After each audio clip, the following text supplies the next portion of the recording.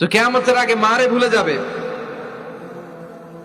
মাকে ভুলে গিয়ে স্ত্রীর পেছনে পেছনে দৌড়াবে।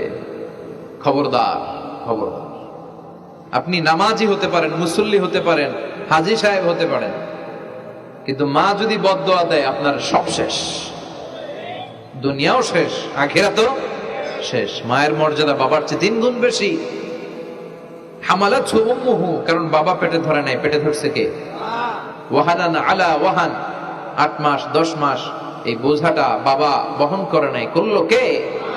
ফিসালহু ফি আমাইন, 2 বছর বাবা দুধ খাওয়ায়নি, দুধ খাওয়ালো কে? মায়ের এক ধার দুধের দাম কাটিয়া গায়ের চাম, পাপস বানাইলেও ঋণের শোধ হবে না, এমন দরদি ভাবে কেউ হবে না আমার মা গো। ঠিক কিনা? লাউ কাতা'তা জিলদাক, আপনার গায়ের চামড়া কেটেও যদি মায়ের পায়ের জুতা বানিয়ে দেন, কি বানিয়ে দেন? কি দিয়ে? গায়ের চামড়া দিয়ে। এই যে 2 বছর যে দুধ খাইলাম, এই দুধের 1 ঢোক দুধের শোধটাও আদায় হবে না।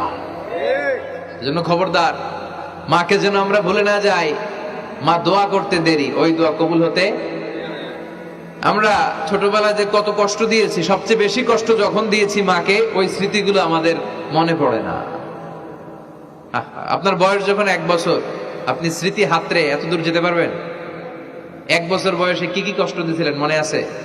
মানুষের বয়স যখন 2, 3, 4 হয়, 4-5 বছর বয়সে, তখন তার কথাগুলো খেয়াল থাকে। কিন্তু সবচেয়ে কষ্ট কিন্তু মাকে বাবাকে আমরা দিয়েছিলাম যখন আমাদের বয়স 1-2 বছর ছিল।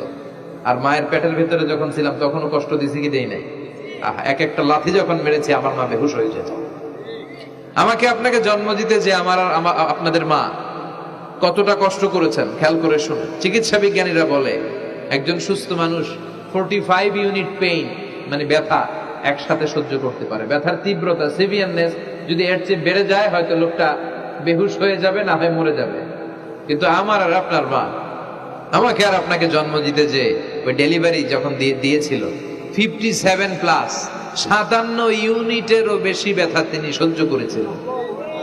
যেটা কোনো অ্যাক্সিডেন্টে আমাদের দেহে প্রত্যেকের 206টা হাড্ডি, কোন সড়ক দুর্ঘটনায় আপনার দেহের 20টা হাড্ডি একসাথে টাস টাস করে ভেঙে গেলে যত ব্যথা, তার চেয়েও বেশি ব্যথা। জন্য খবরদার, খবরদার, মাকে যেন আমরা ভুলে না যাই। মায়ের দোয়া যেন নেই।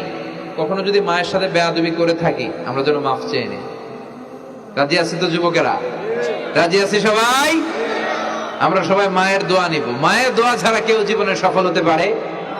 মা যার চলে গেছে তারা জানে মা না থাকার কি জ্বালা। হ্যাঁ, মায়ের কথা মনে পড়ে না? যখন রাত্রি নিঝুম, এই চোখে ঘুম, একলা শূন্য ঘরে, তোমায় মনে পড়ে মাগো, তোমায় মনে পড়ে, জানি তোমার দোয়া পেলে উঠবো সকল বাধা ঠেলে, তোমার দোয়া সকল কাজে ঝরছে মাথায় পড়ে, তোমায় মনে পড়ে মাগো, তোমায় মনে পড়ে, যখন রাত্রি নিঝুম, এই চোখে ঘুম, একলা শূন্য ঘরে, তোমায় মনে পড়ে মাগো, তোমায় মনে পড়ে। ঠিক কিনা?